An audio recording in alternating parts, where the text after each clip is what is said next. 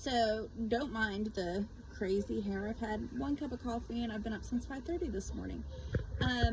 I am a homeschool mom to 6 kids. When I tell people that, a lot of times they give me crazy looks and think I'm like some I don't know, guru maybe. We ended up pulling our kids out of public school when my 3 boys were in 5th and 6th grade and my daughter had just started kindergarten. We had talked about homeschooling, well, pretty much since my 18-year-old was little, but I was never brave enough to actually take that leap and do it. I was so scared about screwing it up. Like, was I qualified to do that? Did I have the ability to do that? I worked full-time after so many years. I was a stay-at-home mom for like 12 years and never took the jump for homeschooling.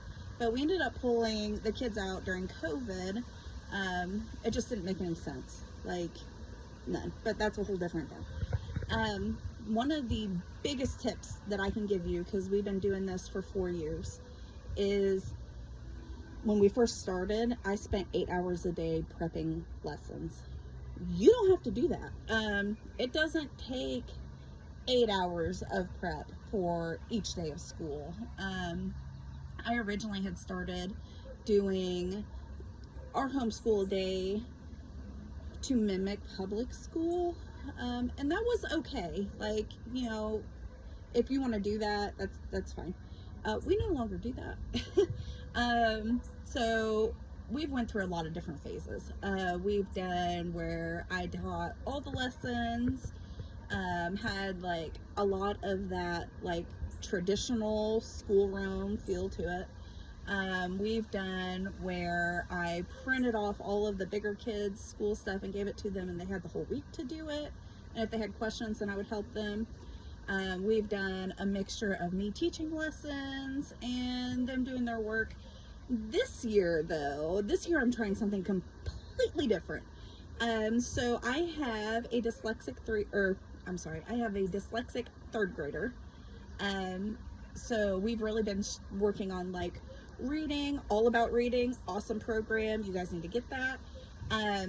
But I also have what we believe, and we're still waiting on an evaluation, to be an autistic 6-year-old. Whenever you see videos of Kason, you'll probably understand.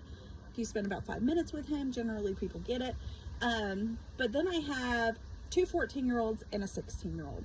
They're all 3 in 9th grade. When we pulled our kids, I ended up moving my youngest of the 14-year-olds ahead a grade. He's super smart, kind of gets bored with stuff. So, I mean, if he was in public school, he would technically be in 8th grade. He's currently in 9th grade. I could almost bump him another grade, but his maturity level just isn't there. But this year, we've done like Saxa Math. That's our go-to math program. I even use it for my 3rd grader, but we switch it up a little bit so that it's easier for her to follow along with. We follow what they're teaching, but I find other resources to teach that concept to her. There's just too much reading for her, and I don't have the ability to in-depth read each of those lessons.